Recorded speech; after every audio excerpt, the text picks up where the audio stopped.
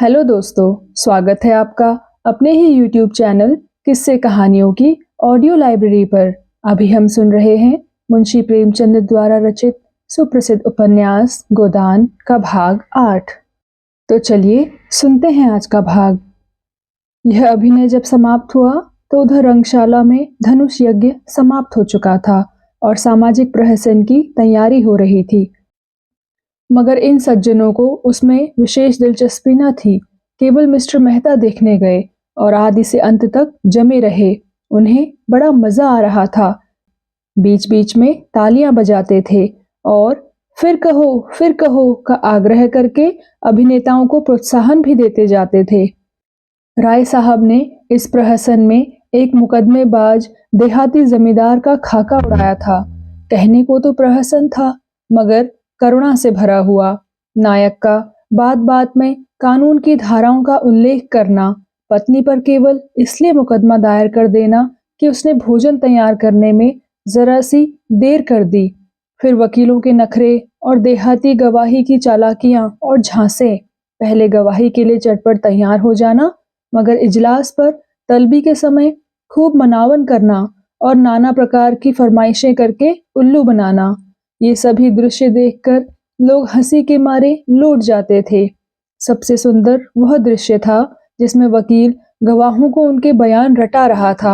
गवाहों का बार बार भूले करना, वकील का बिगड़ना, फिर नायक का देहाती बोली में गवाहों को समझाना और अंत में इजलास पर गवाहों का बदल जाना। ऐसा सजीव और सत्य था कि मिस्टर मेहता उछल पड़े और तमाशा समाप्त होने पर नायक को गले लगा लिया और सभी नटों को एक एक मेडल देने की घोषणा की। राय साहब के प्रति उनके मन में श्रद्धा के भाव जाग उठे। राय साहब स्टेज के पीछे ड्रामे का संचालन कर रहे थे। मेहता दौड़कर उनके गले लिपट गए और मुग्ध होकर बोले, आपकी दृष्टि इतनी पैनी है, इसका मुझे अनुमान न था। दूसरे दिन जलपान के बाद शिकार का प्रोग्राम था। वहीं किसी नदी के तट पर बाग में भोजन बने, खूब जल क्रीड़ा की जाए और शाम को लोग घर आएं, देहाती जीवन का आनंद उठाया जाए। जिन मेहमानों को विशेष काम था वह तो विदा हो गए। केवल वे ही लोग बच रहे जिनकी राय साहब से घनिष्ठता थी। मिसेस खन्ना के सिर में दर्द था, न जा सकी, और संपादक जी इस मंडली से जले हुए थे और इनके विरुद्ध एक लेख माला निकालकर इनकी खबर लेने के विचार में मग्न थे। सब के सब छटे हुए गुंडे हैं, हराम के पैसे उड़ाते हैं और मूछों पर ताव देते हैं। दुनिया में क्या हो रहा है इन्हें क्या खबर। इनके पड़ोस में कौन मर रहा है इन्हें क्या परवाह। इन्हें तो अपने भोग विलास से काम है। यह मेहता जो फिलॉसफर बना फिरता है, उसे यही धुन है कि जीवन को संपूर्ण बनाओ या परिपूर्ण बनाओ। जिसको यह फिक्र दबाए डालती है कि लड़कों का ब्याह कैसे हो या बीमार स्त्री के लिए वैद्य कैसे आए या आपके घर का किराया किसके घर से आएगा, वह अपना जीवन कैसे संपूर्ण बनाए। छूटे सांड बने दूसरों के खेत में मुंह मारते फिरते हो और समझते हो संसार में सब सुखी हैं। तुम्हारी आंखें तब खुलेंगी जब क्रांति होगी और तुमसे कहा जाएगा, बच्चा खेत में चलकर हल जोतो, तब देखें तुम्हारा जीवन कैसे संपूर्ण होता है। और वह जो है मालती, जो 72 घाटों का पानी पीकर भी मिस बनी फिरती हैं, शादी नहीं करेगी। इससे जीवन बंधन में पड़ जाता है और बंधन में जीवन का पूरा विकास नहीं होता। बस जीवन का पूरा विकास इसी में है कि दुनिया को लूटे जाओ और निर्द्वंद विलास किए जाओ। सारे बंधन तोड़ दो, धर्म और समाज को गोली मारो, जीवन के कर्तव्यों को पास ना फटकने दो। बस तुम्हारा जीवन संपूर्ण हो गया। इससे ज्यादा आसान और क्या होगा। माँ बाप से नहीं पटती, उन्हें धता बताओ, शादी मत करो, यह बंधन है।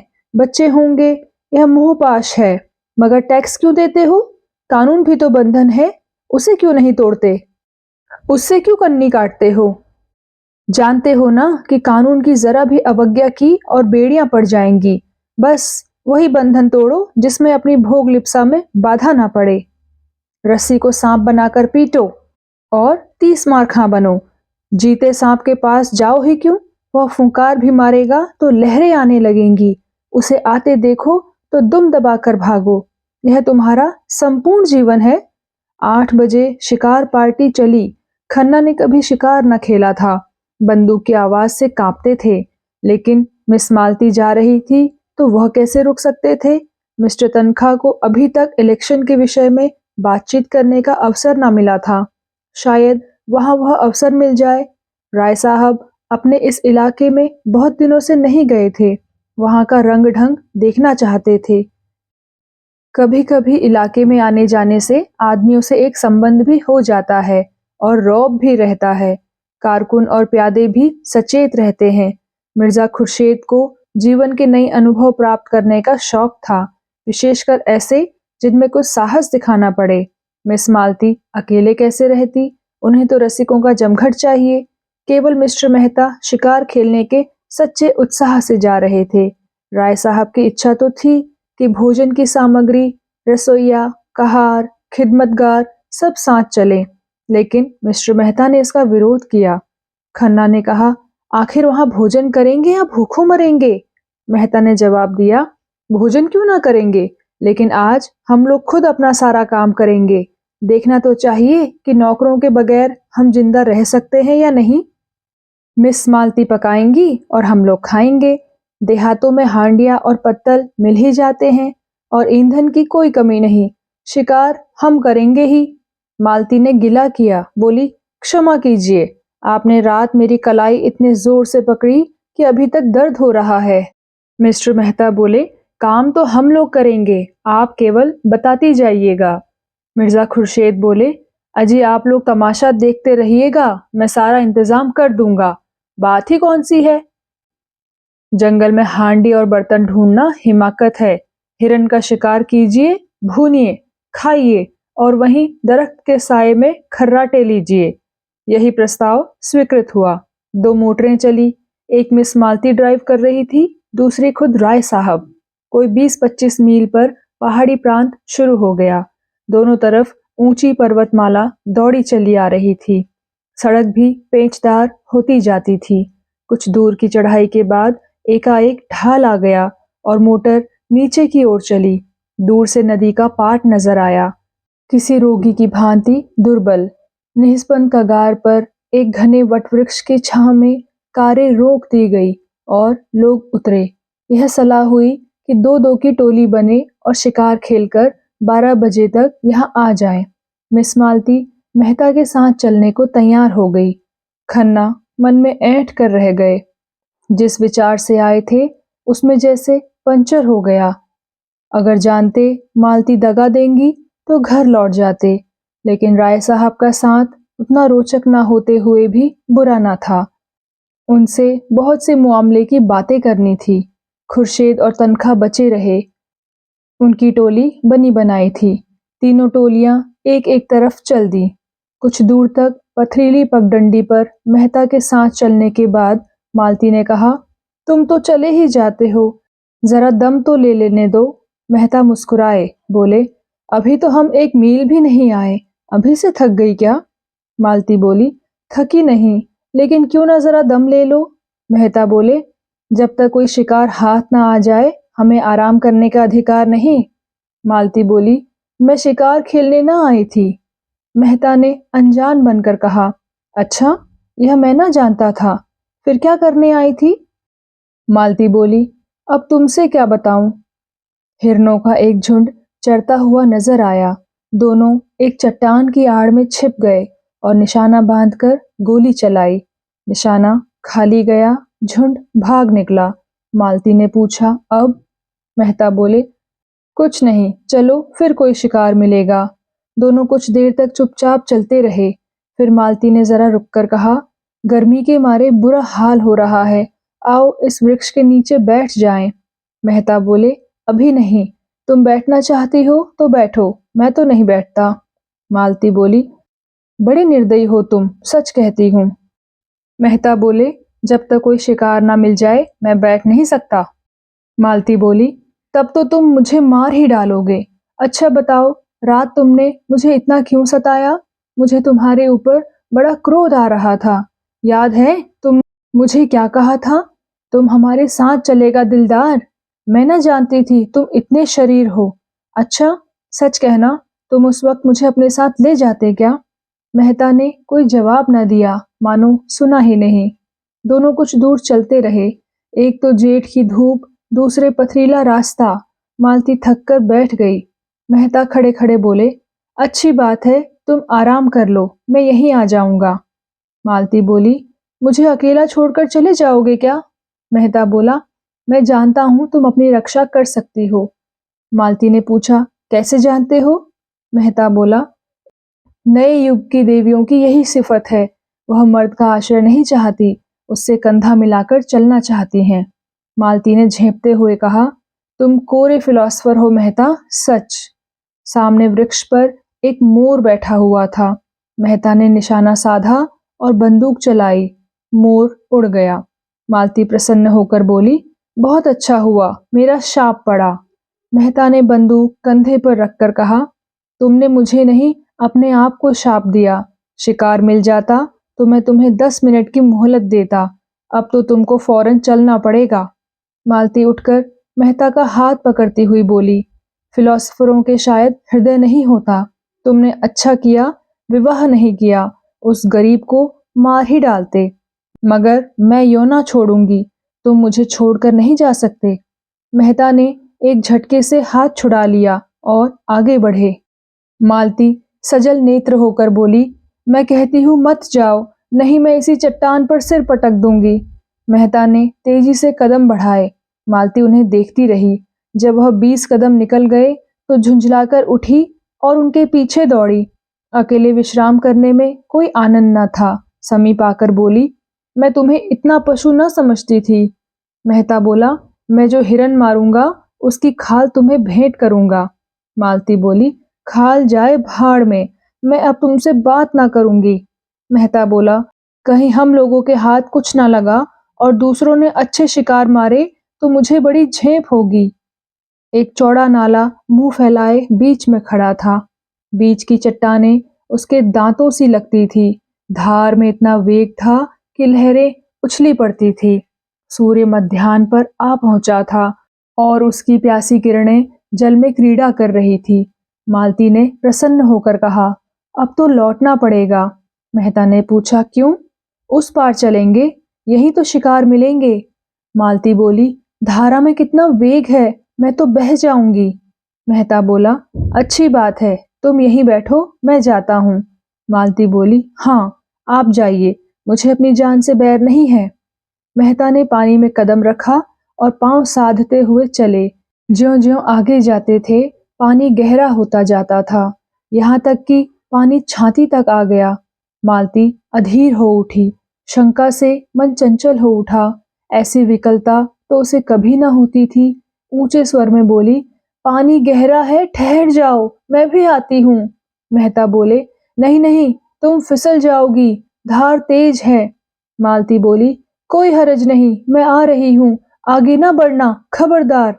मालती साड़ी ऊपर चढ़ाकर नाले में बैठी, मगर 10 हाथ आते आते पानी उसकी कमर तक आ गया। मेहता घबराए, दोनों हाथ से उसे लौट जाने को कहते हुए बोले, तुम यहाँ मत आओ मालती, यहाँ तुम्हारी गर्दन तक पानी है। मालती ने एक कदम और आगे बढ़ाकर कहा, होने दो, तुम्हारी यही इच्छा है कि मैं मर जाऊं तो तुम्हारे पास ही मरूंगी। मालती पेट तक पानी में थी। धार इतनी तेज थी कि मालूम होता था कदम उखड़ा। मेहता लौट पड़े और मालती को एक हाथ से पकड़ लिया। मालती ने नशीली आंखों में रोष भरकर कहा, मैंने तुम्हारे जैसा बेदर्द आदमी कभी न देखा था, बिल्कुल पत्थर हो। खैर, आज सता लो, जितना सताते बने, मैं भी कभी समझूंगी। मालती के पांव उखड़ते हुए मालूम हुए। वह बंदूक संभालती हुई उनसे चिमट गई। मेहता ने आश्वासन देते हुए कहा, तुम यहाँ खड़ी नहीं रह सकती, मैं तुम्हें अपने कंधे पर बिठाए लेता हूँ।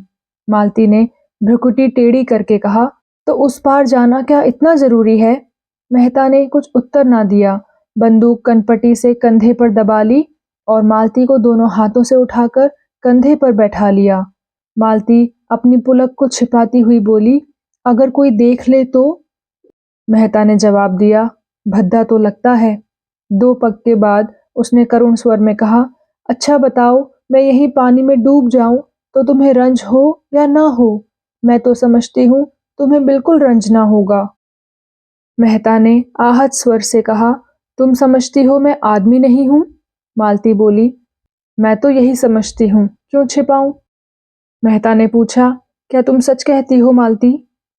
मालती बोली, तुम क्या समझते हो? मेहता बोला, मैं कभी बतलाऊंगा। पानी मेहता की गर्दन तक आ गया, कहीं अगला कदम उठाते ही सिर तक ना आ जाए। मालती का हृदय धक धक करने लगा। बोली, मेहता, ईश्वर के लिए अब आगे मत जाओ, नहीं मैं पानी में कूद पड़ूंगी। उस संकट में मालती को ईश्वर याद आया, जिसका वह मजाक उड़ाया करती थी। जानती थी ईश्वर कहीं बैठा नहीं है जो आकर उन्हें उबार लेगा, लेकिन मन को जिस अवलंबन और शक्ति की जरूरत थी वह और कहाँ मिल सकती थी। पानी कम होने लगा था। मालती ने प्रसन्न होकर कहा, अब तुम मुझे उतार दो। मेहता बोला, नहीं नहीं, चुपचाप बैठी रहो, कहीं आगे कोई गड्ढा मिल जाए तो। मालती बोली, तुम समझते होंगे यह कितनी स्वार्थिनी है। मेहता बोले, मुझे इसकी मजदूरी दे देना तुम। मालती के मन में गुदगुदी हुई, बोली, क्या मजदूरी लोगे? मेहता बोला, यही कि जब तुम्हें जीवन में ऐसा ही कोई अवसर आए तो मुझे बुला लेना। दोनों किनारे आ गए। मालती ने रेत पर अपनी साड़ी का पानी निचोड़ा, जूते का पानी निकाला, मुंह हाथ धोया, पर ये शब्द अपने रहस्यमय आशय के साथ उसके सामने नाचते रहे। उसने इस अनुभव का आनंद उठाते हुए कहा, यह दिन याद रहेगा। मेहता ने पूछा, तुम बहुत डर रही थी ना? मालती बोली, पहले तो डरी, लेकिन फिर मुझे विश्वास हो गया कि तुम हम दोनों की रक्षा कर सकते हो। मेहता ने गर्व से मालती को देखा। उनके मुख पर परिश्रम की लाली के साथ तेज था। बोले, मुझे यह सुनकर कितना आनंद आ रहा है, तुम यह समझ सकोगी क्या मालती? मालती बोली, तुमने समझाया कब? उल्टे और जंगलों में घसीटते फिरते हो और अभी फिर लौटती बार यही नाला पार करना पड़ेगा। तुमने कैसी आफत में जान डाल दी। मुझे तुम्हारे साथ रहना पड़े तो एक दिन ना पटे। मेहता मुस्कुराए, इन शब्दों का संकेत खूब समझ रहे थे। बोले, तुम मुझे इतना दुष्ट समझती हो, और जो मैं कहूँ कि तुमसे प्रेम करता हूँ, मुझसे विवाह करोगी क्या? मालती बोली, ऐसे काठ कठोर से कौन विवाह करेगा? रात दिन जला जलाकर मार डालोगे। और मधुर नेत्रों से देखा, मानो कह रही हो, इसका आशय तुम खूब समझते हो, इतने बुद्धू नहीं हो। मेहता ने जैसे सचेत होकर कहा, तुम सच कहती हो मालती, मैं किसी रमणी को प्रसन्न नहीं रख सकता। मुझसे कोई स्त्री प्रेम का स्वांग नहीं कर सकती। मैं उसके अंतःस्थल तक पहुंच जाऊंगा, फिर उससे अरुचि हो जाएगी। मालती कांप उठी। इन शब्दों में कितना सत्य था। उसने पूछा, बताओ, तुम कैसे प्रेम से संतुष्ट होगे? मेहता बोला, बस यही कि जो मन में हो वही मुख पर हो। मेरे लिए रंग रूप, हाव भाव और नाजो अंदाज का मूल्य उतना ही है जितना होना चाहिए। मैं वह भोजन चाहता हूँ जिससे आत्मा की तृप्ति हो। उत्तेजक और शोषक पदार्थों की मुझे जरूरत नहीं। मालती ने होंठ सिकोड़कर ऊपर की सांस खींचते हुए कहा, तुमसे कोई पेश ना पाएगा, एक ही घाघ हो। अच्छा बताओ, मेरे विषय में तुम्हारा क्या ख्याल है? मेहता ने नटखटपन से मुस्कुराकर कहा, तुम सब कुछ कर सकती हो, बुद्धिमती हो, चतुर हो, प्रतिभावान हो, दयालु हो, चंचल हो, स्वाभिमानी हो, त्याग कर सकती हो, लेकिन प्रेम नहीं कर सकती। मालती ने पैनी दृष्टि से ताक कर कहा, झूठे हो तुम, बिल्कुल झूठे। मुझे तुम्हारा यह दावा निस्सार मालूम होता है कि तुम नारी हृदय तक पहुंच जाते हो। दोनों नाले के किनारे किनारे चले जा रहे थे। 12 बज चुके थे, पर अब मालती को न विश्राम की इच्छा थी, न लौटने की। आज के संभाषण में उसे एक ऐसा आनंद आ रहा था जो उसके लिए बिल्कुल नया था। उसने कितने ही विद्वानों और नेताओं को एक मुस्कान में, एक चितवन में, एक रसीले वाक्य से उल्लू बनाकर छोड़ दिया था। ऐसी बालू की दीवार पर वह जीवन का आधार नहीं रख सकती थी। आज उसे वह कठोर, ठोस, पत्थर सी भूमि मिल गई थी जो फावड़ों से चिंगारियां निकाल रही थी, और उसकी कठोरता उसे उत्तरोत्तर मोह लेती थी। धाए की आवाज हुई। एक लाल सर नाले पर उड़ा जा रहा था। मेहता ने निशाना मारा। चिड़िया चोट खाकर भी कुछ दूर उड़ी, फिर नीचे धार में गिर पड़ी और लहरों के साथ बहने लगी। मालती ने पूछा, अब? मेहता बोला, अभी जाकर लाता हूँ, जाती कहाँ है? यह कहने के साथ वह रेत में दौड़े और बंदूक किनारे पर रख गड़ाप से पानी में कूद पड़े और बहाव की ओर तैरने लगे।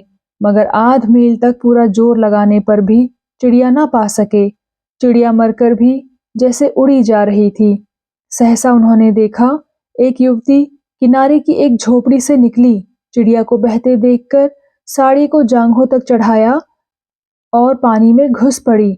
एक क्षण में उसने चिड़िया पकड़ ली और मेहता को दिखाती हुई बोली, पानी से निकल आओ बाबूजी, तुम्हारी चिड़िया यह है।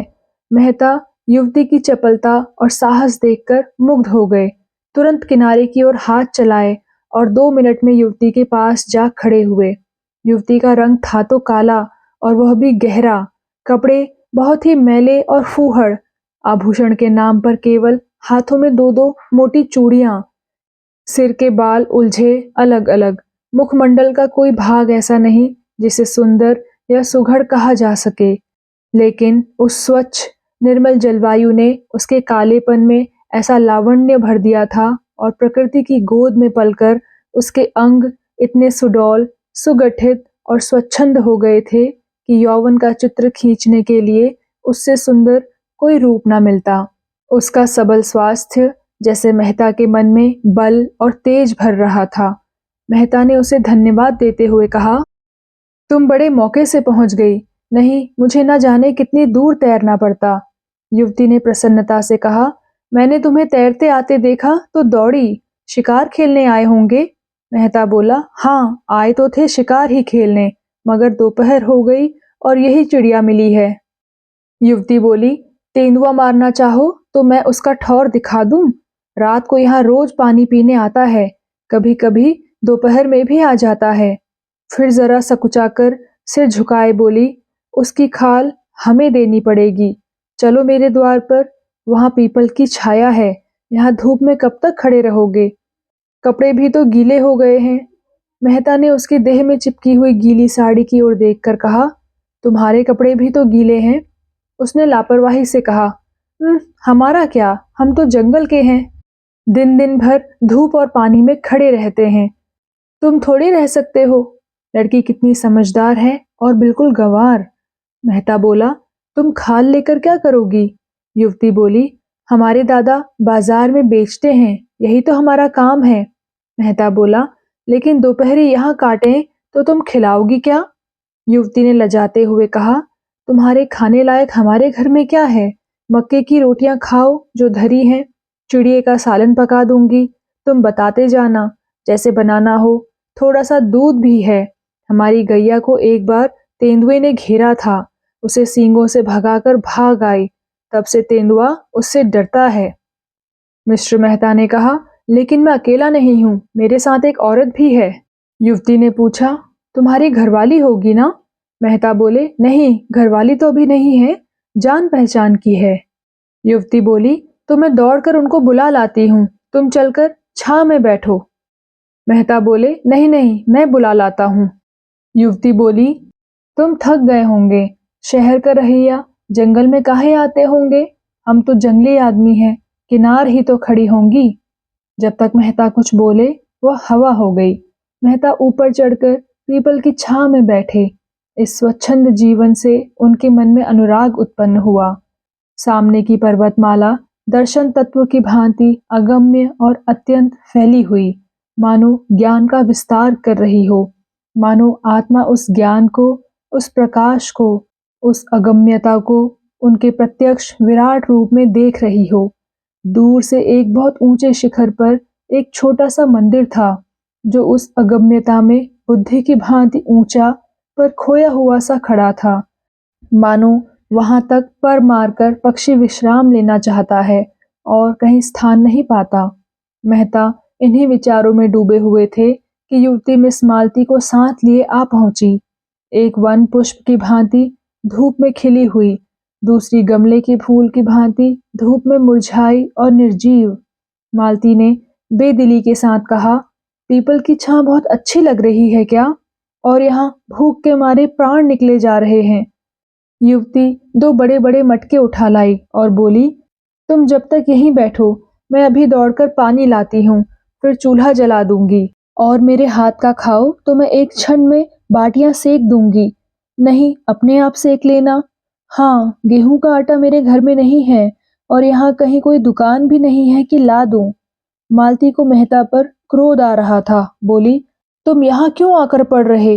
मेहता ने चिढ़ाते हुए कहा, एक दिन जरा इस जीवन का आनंद भी तो उठाओ। देखो, मक्के की रोटियों में कितना स्वाद है।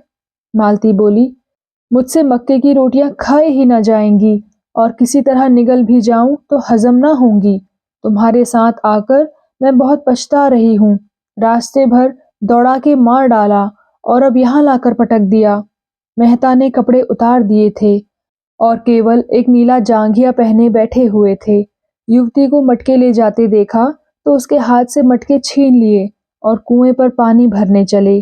दर्शन के गहरे अध्ययन में भी उन्होंने अपने स्वास्थ्य की रक्षा की थी और दोनों मटके लेकर चलते हुए उनकी मांसल और चौड़ी छाती और मछलीदार जांघें किसी यूनानी प्रतिमा के सुगठित अंगों की भांति उनके पुरुषार्थ का परिचय दे रही थी। युवती उन्हें पानी खींचते हुए अनुराग भरी आंखों से देख रही थी। वह अब उसकी दया के पात्र नहीं, श्रद्धा के पात्र हो गए थे। कुआं बहुत गहरा था, कोई 60 हाथ। मटके भारी थे और मेहता कसरत का अभ्यास करते रहने पर भी एक मटका खींचते खींचते शिथिल हो गए। युवती ने दौड़कर उनके हाथ से रस्सी छीन ली और बोली, तुमसे ना खींचेगा, तुम जाकर खाट पर बैठो, मैं खींचे लेती हूँ। मेहता अपने पुरुषत्व का यह अपमान ना सह सके। रस्सी उसके हाथ से फिर ले ली और जोर मारकर एक क्षण में दूसरा मटका भी खींच लिया और दोनों हाथों में दोनों मटके लिए आकर झोपड़ी के द्वार पर खड़े हो गए। युवती ने चटपट आग जलाई, लालसर के पंख झुलस डाले, छुरे से उसकी बोटियां बनाई और चूल्हे में आग जलाकर मांस चढ़ा दिया और चूल्हे के दूसरे एले पर कढ़ाई में दूध उबालने लगी। और मालती भौहें चढ़ाए खाट पर खिन्न मन पड़ी इस तरह यह दृश्य देख रही थी मानो उसके ऑपरेशन की तैयारी हो रही हो। मेहता झोपड़ी के द्वार पर खड़े होकर युवती के गृह कौशल को अनुरक्त नेत्रों से देखते हुए बोले, मुझे भी तो कोई काम बताओ, मैं क्या करूं? युवती ने मीठी झिड़की के साथ कहा, तुम्हें कुछ नहीं करना है, जाकर बाई के पास बैठो, बेचारी बहुत भूखी है। दूध गर्म हुआ जाता है, उसे पिला देना। उसने एक घड़े से आटा निकाला और गूंदने लगी। मेहता उसके अंगों का विलास देखते रहे। युवती भी रह रहकर उन्हें कनखियों से देखकर अपना काम करने लगती थी। मालती ने पुकारा, तुम वहां क्या खड़े हो? मेरे सिर में जोर का दर्द हो रहा है। आधा सिर ऐसा फटा पड़ता है जैसे गिर जाएगा। मेहता ने आकर कहा, मालूम होता है धूप लग गई है। मालती बोली, मैं क्या जानती थी तुम मुझे मार डालने के लिए यहाँ ला रहे हो। मेहता बोला, तुम्हारे साथ कोई दवा भी तो नहीं है। मालती बोली, क्या मैं किसी मरीज को देखने आ रही थी जो दवा लेकर चलती? मेरा एक दवाओं का बक्स है, वह सेमरी में है। उफ, सिर फटा जाता है। मेहता ने उसके सिर की ओर जमीन पर बैठकर धीरे धीरे उसका सिर सहलाना शुरू किया। मालती ने आंखें बंद कर ली। युवती हाथों में आटा भरे, सिर के बाल बिखेरे, आंखें धुएं से लाल और सजल, सारी देह पसीने में तर, जिससे उसका उभरा हुआ वक्ष साफ छलक रहा था, आकर खड़ी हो गई और मालती की आंखें बंद किए पड़ी देखकर बोली, बाई को क्या हो गया है? मेहता बोले, सिर में बड़ा दर्द है। युवती ने पूछा, पूरे सिर में है कि आधे में? मेहता बोले, आधे में बतलाती है। युवती ने पूछा, दाईं ओर है कि बाईं ओर? मेहता बोले, बाईं ओर। युवती बोली, मैं अभी दौड़ के एक दवा लाती हूँ, घिसकर लगाते ही अच्छा हो जाएगा। मेहता ने पूछा, तुम इस धूप में कहाँ जाओगी? युवती ने सुना ही नहीं, वेग से एक ओर जाकर पहाड़ियों में छिप गई। कोई आधा घंटे बाद मेहता ने उसे ऊंची पहाड़ी पर चढ़ते देखा। दूर से बिल्कुल गुड़िया सी लग रही थी। मन में सोचा, इस जंगली छोकरी में सेवा का कितना भाव और कितना व्यवहारिक ज्ञान है। लू और धूप में आसमान पर चढ़ी जा रही है। मालती ने आंखें खोलकर देखा, बोली, कहाँ गई वो कलूटी? गजब की काली है, जैसे आबनूर उसका कुंदा हो। इसे भेज दो, राय साहब से कह आए कार यहाँ भेज दें। इस तपिश में मेरा दम निकल जाएगा। मेहता बोले, कोई दवाई लेने गई है, कहती है उससे आधा सीसी का दर्द बहुत जल्द आराम हो जाता है। मालती बोली, इनकी दवाएं इन्हीं को फायदा करती हैं, मुझे ना करेंगी। तुम तो इस छोकरी पर लट्टू हो गए हो, कितने छिछोरे हो, जैसी रूह वैसे फरिश्ते। मेहता को कटु सत्य कहने में संकोच न होता था। बोले, कुछ बातें तो उसमें ऐसी हैं कि अगर तुम में होती तो तुम सचमुच देवी हो जाती। मालती बोली, उसकी खूबियां उसे मुबारक, मुझे देवी बनने की इच्छा नहीं। मेहता बोले, तुम्हारी इच्छा हो तो मैं जाकर कार लाऊं, यद्यपि कार यहाँ आ भी सकेगी मैं कह नहीं सकता।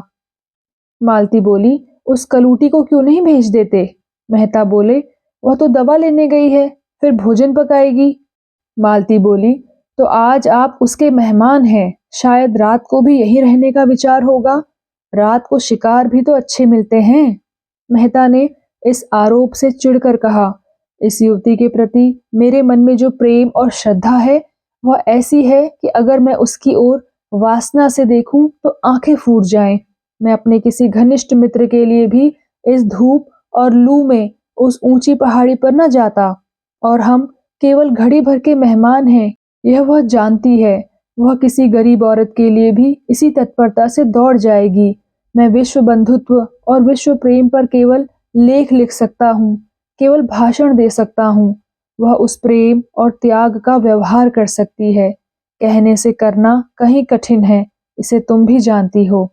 मालती ने उपहास भाव से कहा, बस बस, वह देवी है, मैं मान गई। उसके वक्ष में उभार है, नितंबों में भारीपन है। देवी होने के लिए और क्या चाहिए? मेहता तिलमिला उठे, तुरंत उठे और कपड़े पहने जो सूख गए थे, बंदूक उठाई और चलने को तैयार हुए। मालती ने फुंकार मारी, बोली, तुम मुझे अकेले छोड़कर नहीं जा सकते। मेहता ने पूछा, तब कौन जाएगा? मालती बोली, वही तुम्हारी देवी। मेहता हतबुद्धि से खड़े थे। नारी पुरुष पर कितनी आसानी से विजय पा सकती है, इसका आज उन्हें जीवन में पहला अनुभव हुआ। वह दौड़ी हाँफती चली आ रही थी। वही कलूटी युवती हाथ में एक झाड़ लिए हुए समीप आकर मेहता को कहीं जाने को तैयार देखकर बोली, मैं वह जड़ी खोज लाई, अभी घिसकर लगाती हूँ। लेकिन तुम कहाँ जा रहे हो? मांस तो पक गया होगा, मैं रोटियां सेक देती हूँ, दो एक खा लेना। बाई दूध पी लेंगी, ठंडा हो जाए तो चले जाना। उसने निसंकोच भाव से मेहता के अचकन की बटनें खोल दी। मेहता अपने को बहुत रोके हुए थे। जी होता था इस गंवारिन के चरणों को चूम लें। मालती ने कहा, अपनी दवाई रहने दो। नदी के किनारे बरगद के नीचे हमारी मोटर कार खड़ी है, वहां और लोग होंगे, उनसे कहना कार यहाँ लाए। दौड़ी हुई जा। युवती ने दीन नेत्रों से मेहता को देखा। इतनी मेहनत से बूटी लाई, उसका यह अनादर। इस गंवारिन की दवा इन्हें नहीं जची तो ना सही, उसका मन रखने को ही जरा सा लगवा लेती तो क्या होता। उसने बूटी जमीन पर रखकर पूछा, तब तक तो चूल्हा ठंडा हो जाएगा बाई जी, कहो तो रोटियां सेक कर रख दूं। बाबूजी खाना खा लें, तुम दूध पी लो और दोनों जने आराम करो, तब तक मैं मोटर वाले को बुला लाऊंगी। वह झोपड़ी में गई, बुझी हुई आग फिर जलाई। देखा तो मांस उबल गया था, कुछ जल भी गया था। जल्दी जल्दी रोटियां सेकी, दूध गर्म था, उसे ठंडा किया और एक कटोरे में मालती के पास लाई। मालती ने कटोरे के भद्देपन पर मुंह बनाया, लेकिन दूध त्याग न सकी।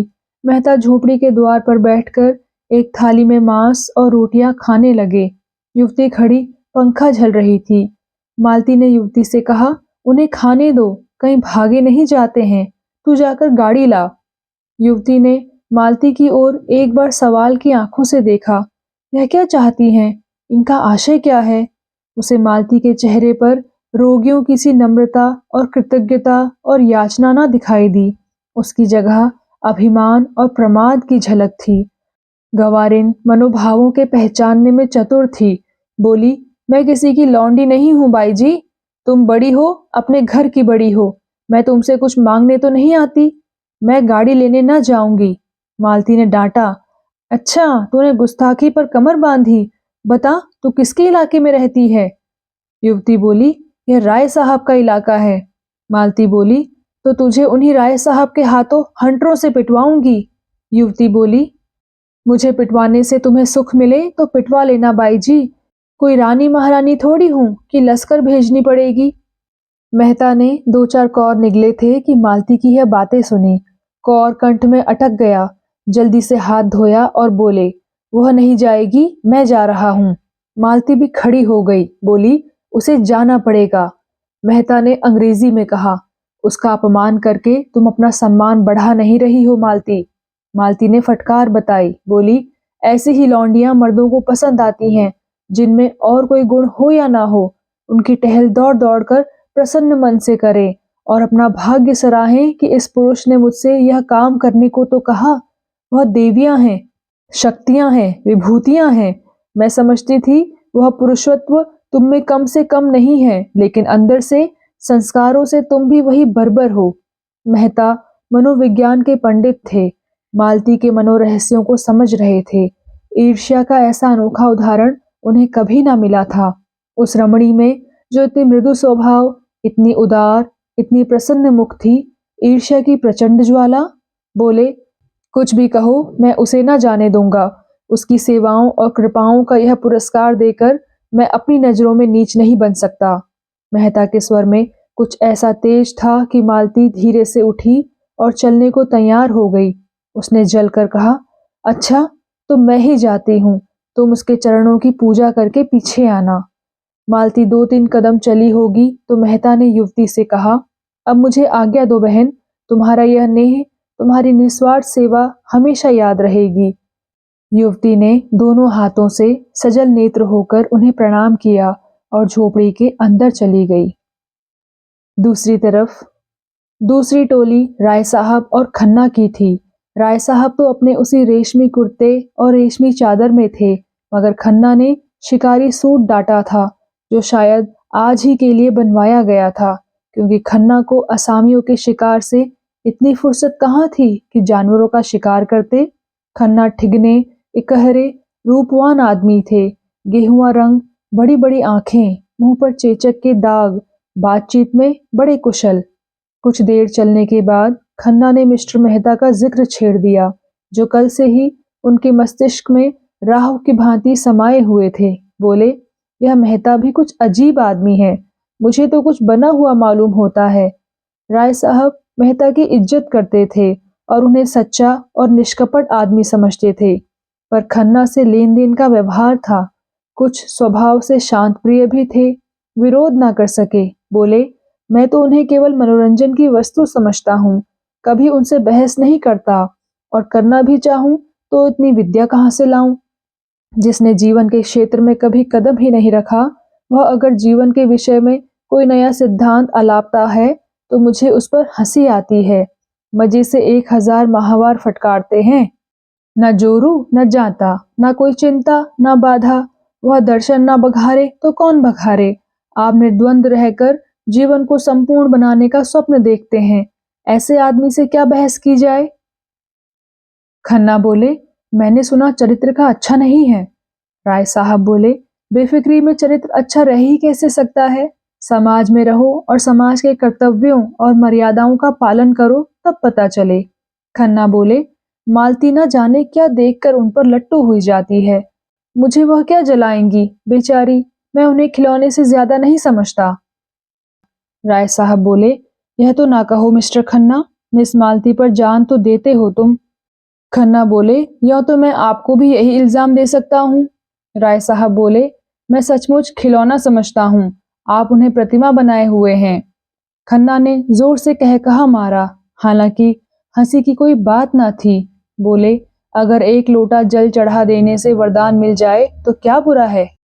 अब की राय साहब ने जोर से कह कहा मारा, जिसका कोई प्रयोजन ना था। बोले, तब आपने उस देवी को समझा ही नहीं। आप जितनी ही उसकी पूजा करेंगे, उतना ही वह आपसे दूर भागेगी। जितना ही दूर भागिएगा उतना ही आपकी ओर दौड़ेगी। खन्ना बोले, तब तो उन्हें आपकी ओर दौड़ना चाहिए था। राय साहब बोले, मेरी ओर? मैं उस रसिक समाज से बिल्कुल बाहर हूँ मिस्टर खन्ना। सच कहता हूँ, मुझ में जितनी बुद्धि, जितना बल है, वह इस इलाके के प्रबंध में ही खर्च हो जाता है। घर के जितने प्राणी हैं, सभी अपनी अपनी धुन में मस्त, कोई उपासना में, कोई विषय वासना में, कोऊ काहू में मगन, और इन सब अजगरों को भक्ष्य देना मेरा काम है, कर्तव्य है।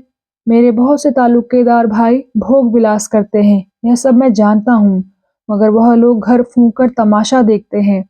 कर्ज का बोझ सिर पर लदा जा रहा है, रोज डिग्रियां हो रही हैं, जिससे लेते हैं उसे देना नहीं जानते, चारों तरफ बदनाम। मैं तो ऐसी जिंदगी से मर जाना अच्छा समझता हूँ। मालूम नहीं किस संस्कार से मेरी आत्मा में जरा सी जान बाकी रह गई, जो मुझे देश और समाज के बंधन में बांधे हुए है। सत्याग्रह आंदोलन छिड़ा, मेरे सभी भाई शराब कबाब में मस्त थे। मैं अपने को ना रोक सका, जेल गया और लाखों रुपए की जेरबारी उठाई, और अभी तक उसका तावान दे रहा हूँ। मुझे उसका पछतावा नहीं है, बिल्कुल नहीं। मुझे उसका गर्व है। मैं उस आदमी को आदमी नहीं समझता जो देश और समाज की भलाई के लिए उद्योग ना करे और बलिदान ना करे। मुझे क्या अच्छा लगता है कि निर्जीव किसानों का रक्त चूसूं और अपने परिवार वालों की वासनाओं की तृप्ति के साधन जुटाऊं, मगर करूं क्या? जिस व्यवस्था में पला और जिया, उससे घृणा होने पर भी उसका मोह त्याग नहीं सकता, और उसी चरखे में रात दिन पड़ा रहता हूँ कि किसी तरह इज्जत आबरू बची रहे और आत्मा की हत्या ना होने पाए। ऐसा आदमी मिस मालती क्या किसी भी मिस के पीछे नहीं पड़ सकता, और पड़े तो उसका सर्वनाश ही समझिए। हाँ, थोड़ा सा मनोरंजन कर लेना दूसरी बात है। मिस्टर खन्ना भी साहसी थे, संग्राम में आगे बढ़ने वाले। 2 बार जेल हो आए थे, किसी से दबना ना जानते थे, खद्दर ना पहनते थे और फ्रांस की शराब पीते थे। अवसर पड़ने पर बड़ी बड़ी तकलीफें झेल सकते थे। जेल में शराब छुई तक नहीं, और ए क्लास में रहकर भी सी क्लास की रोटियां खाते रहे। हालांकि उन्हें हर तरह का आराम मिल सकता था, मगर रण क्षेत्र में जाने वाला रथ भी तो बिना तेज के नहीं चल सकता। उनके जीवन में थोड़ी सी रसिकता लाजमी थी। बोले, आप सन्यासी बन सकते हैं, मैं तो नहीं बन सकता। मैं तो समझता हूँ जो भोगी नहीं है वह संग्राम में भी पूरे उत्साह से नहीं जा सकता। जो रमणी से प्रेम नहीं कर सकता उसके देश प्रेम में मुझे विश्वास नहीं। राय साहब मुस्कुराए, बोले, आप मुझी पर आवाजें कसने लगे? खन्ना बोले, आवाज नहीं है, तत्व की बात है। राय साहब बोले, शायद हो। खन्ना बोले, आप अपने दिल के अंदर पैठ कर देखिए तो पता चले। राय साहब बोले, मैंने तो पैठ कर देखा है और मैं आपको विश्वास दिलाता हूँ, वहां और चाहे जितनी बुराइयां हों, विषय की लालसा नहीं है। खन्ना बोले, तब मुझे आपके ऊपर दया आती है। आप जो इतने दुखी, निराश और चिंतित हैं, इसका एकमात्र कारण आपका निग्रह है। मैं तो यह नाटक खेल कर रहूंगा, चाहे दुखांत ही क्यों ना हो। वह मुझसे मजाक करती हैं, दिखाती हैं कि मुझे तेरी परवाह नहीं है, लेकिन मैं हिम्मत हारने वाला मनुष्य नहीं हूँ। मैं अब तक उसका मिजाज नहीं समझ पाया। कहाँ निशाना ठीक बैठेगा इसका निश्चय न कर सका। राय साहब बोले, लेकिन वह कुंजी आपको शायद ही मिले। मेहता शायद आपसे बाजी मार ले जाए। एक हिरन कई हिरनियों के साथ चल रहा था, बड़ी सींगों वाला, बिल्कुल काला। राय साहब ने निशाना बांधा। खन्ना ने रोका, बोला, क्यों हत्या करते हो यार, बेचारा चर रहा है, चरने दो। धूप तेज हो गई है, आइए कहीं बैठ जाएं, आपसे कुछ बातें करनी है। राय साहब ने बंदूक चलाई, मगर हिरन भाग गया। बोले, एक शिकार मिला भी तो निशाना खाली गया। खन्ना बोले, एक हत्या से बचे।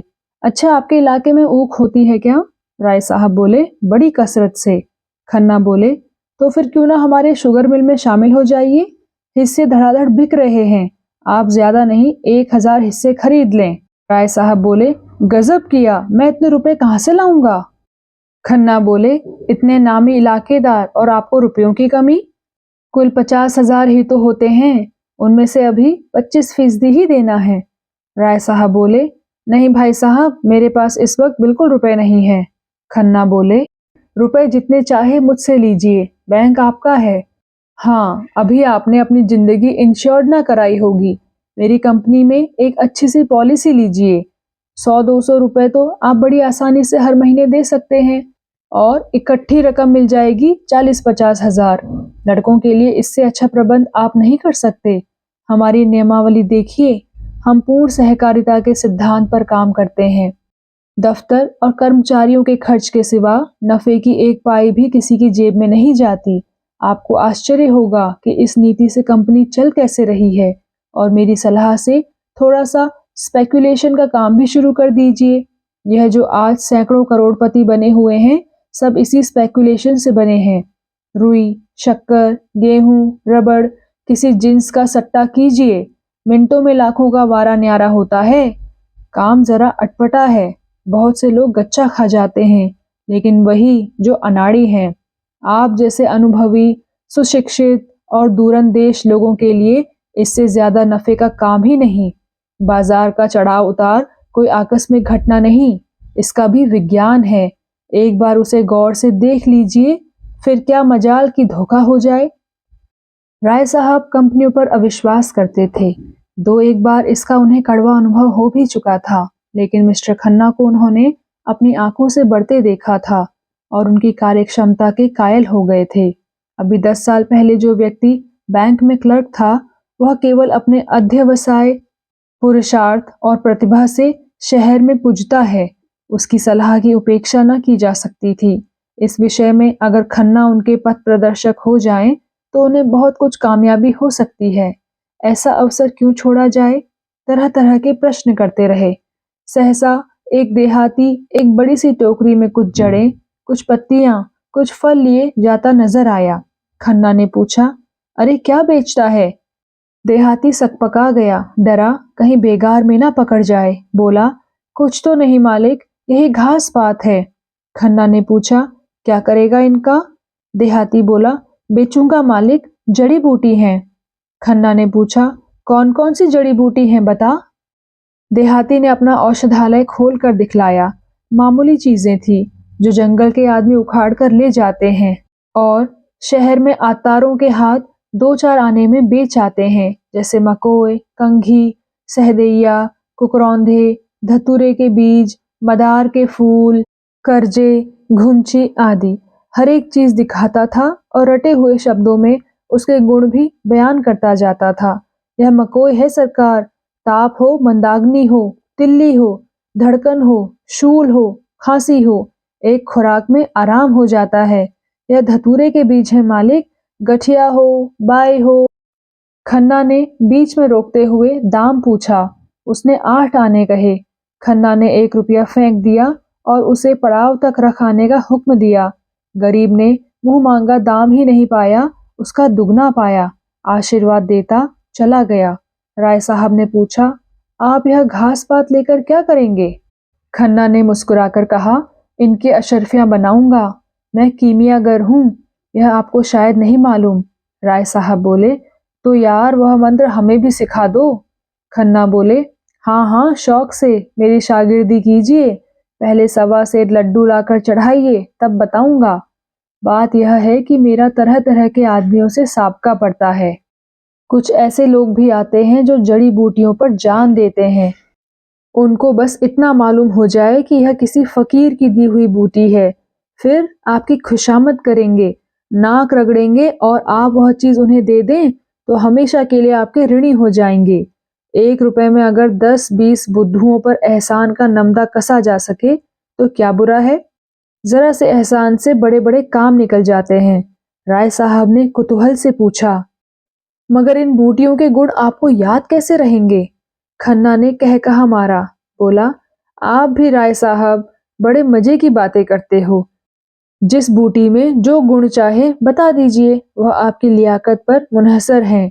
सेहत तो रुपए में 8 आने विश्वास से होती है। आप जो इन बड़े बड़े अफसरों को देखते हैं और इन लंबी पूंछ वाले विद्वानों को और इन रईसों को, ये सब अंधविश्वासी होते हैं। मैं तो वनस्पति शास्त्र के प्रोफेसर को जानता हूँ जो कुकरौंधे का नाम भी नहीं जानते। इन विद्वानों का मजाक तो हमारे स्वामी जी खूब उड़ाते हैं। आपको तो कभी दर्शन ना हुए होंगे। अब कि आप आएंगे तो उनसे मिलवाऊंगा। जब से मेरे बगीचे में ठहरे हैं, रात दिन लोगों का तांता लगा रहता है। माया तो उन्हें छू भी नहीं गई, केवल एक बार दूध पीते हैं। ऐसा विद्वान महात्मा मैंने आज तक नहीं देखा। न जाने कितने वर्ष हिमालय पर तप करते रहे, पूरे सिद्ध पुरुष हैं। आप उनसे अवश्य दीक्षा लीजिए। मुझे विश्वास है आपकी यह सारी कठिनाइयां छूमंतर हो जाएंगी। आपको देखते ही आपका भूत भविष्य सब कह सुनाएंगे। ऐसे प्रसन्न मुख हैं कि देखते ही मन खिल उठता है। ताज्जुब तो यह है कि खुद इतने बड़े महात्मा हैं, मगर सन्यास और त्याग, मंदिर और मठ संप्रदाय और पंथ, इन सबको ढोंग कहते हैं, पाखंड कहते हैं। रूढ़ियों के बंधन को तोड़ो और मनुष्य बनो। देवता बनने का ख्याल छोड़ो, देवता बनकर तुम मनुष्य ना रहोगे। राय साहब के मन में शंका हुई। महात्माओं में उन्हें भी वह विश्वास था जो प्रभुता वालों में आम तौर पर होता है। दुखी प्राणी को आत्मचिंतन में जो शांति मिलती है, उसके लिए वह भी लालायित रहते थे। जब आर्थिक कठिनाइयों से निराश हो जाते, मन में आता संसार से मुंह मोड़कर एकांत में जा बैठें और मोक्ष की चिंता करें। संसार के बंधनों को वह भी साधारण मनुष्यों की भांति आत्मोन्नति के मार्ग में बाधाएं समझते थे, और इनसे दूर हो जाना ही उनके जीवन का भी आदर्श था। लेकिन सन्यास और त्याग के बिना बंधनों को तोड़ने का और क्या उपाय है? उन्होंने पूछा। लेकिन जब वह सन्यास को ढोंग कहते हैं, तो खुद क्यों सन्यास लिया है? खन्ना बोले, उन्होंने सन्यास कब लिया है साहब? वह तो कहते हैं आदमी को अंत तक काम करते रहना चाहिए। विचार स्वातंत्र्य उनके उपदेशों का तत्व है। राय साहब बोले, मेरी समझ में कुछ नहीं आ रहा। विचार स्वातंत्र्य का आशय क्या है? खन्ना बोले, समझ में तो मेरे भी कुछ नहीं आता। अब की आइए तो उनसे बातें हो। वह प्रेम को जीवन का सत्य कहते हैं और इसकी ऐसी सुंदर व्याख्या करते हैं कि मन मुग्ध हो जाता है। राय साहब बोले, मिस मालती को उनसे मिलाया या नहीं? खन्ना बोले, आप भी दिल्लगी करते हैं। मालती को भला इनसे क्या मिलाता? वाक्य पूरा भी ना हुआ था कि वह सामने झाड़ी में सरसराहट की आवाज सुनकर चौंक पड़े और प्राण रक्षा की प्रेरणा से राय साहब के पीछे आ गए। झाड़ी में से एक तेंदुआ निकला और मंद गति से सामने की ओर चला। राय साहब ने बंदूक उठाई और निशाना बांधना चाहते थे कि खन्ना ने कहा, यह क्या करते हैं आप? खामख्वाह उसे छेड़ रहे हैं, कहीं लौट पड़ा तो? राय साहब बोले, लौट क्या पड़ेगा, वहीं ढेर हो जाएगा। खन्ना बोले, तो मुझे उस टीले पर चढ़ जाने दीजिए, मैं शिकार का ऐसा शौकीन नहीं हूं। राय साहब बोले, तब क्या शिकार खेलने चले थे? खन्ना बोले, शामत, और क्या। राय साहब ने बंदूक नीचे कर ली। बोले, बड़ा अच्छा शिकार निकल गया, ऐसे अवसर कम मिलते हैं। खन्ना बोले, मैं तो अब यहाँ नहीं ठहर सकता, खतरनाक जगह है। राय साहब बोले, एक आध शिकार तो मार लेने दीजिए, खाली हाथ लौटते शर्म आती है। खन्ना बोले, आप कृपा करके कार के पास मुझे पहुंचा दीजिए, फिर चाहे तेंदुए का शिकार कीजिए या चीते का। राय साहब बोले, आप बड़े डरपोक हैं मिस्टर खन्ना, सच। मिस्टर खन्ना बोले, व्यर्थ में अपनी जान खतरे में डालना बहादुरी नहीं है। राय साहब बोले, अच्छा तो आप खुशी से लौट सकते हैं। खन्ना ने पूछा, अकेला? राय साहब बोले, रास्ता बिल्कुल साफ है। खन्ना बोले, जी नहीं, आपको मेरे साथ चलना पड़ेगा। राय साहब ने बहुत समझाया, मगर खन्ना ने एक न मानी। मारे भय के उनका चेहरा पीला पड़ गया था। उस वक्त अगर झाड़ी में से एक गिलहरी भी निकल आती तो वह चीख मारकर गिर पड़ते। बोटी बोटी कांप रही थी, पसीने से तर हो गए थे। राय साहब को लाचार होकर उनके साथ लौटना पड़ा।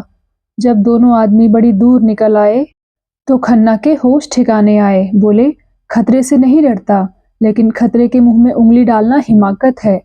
राय साहब बोले, अजी जाओ भी, जरा सा तेंदुआ देख लिया तो जान निकल गई।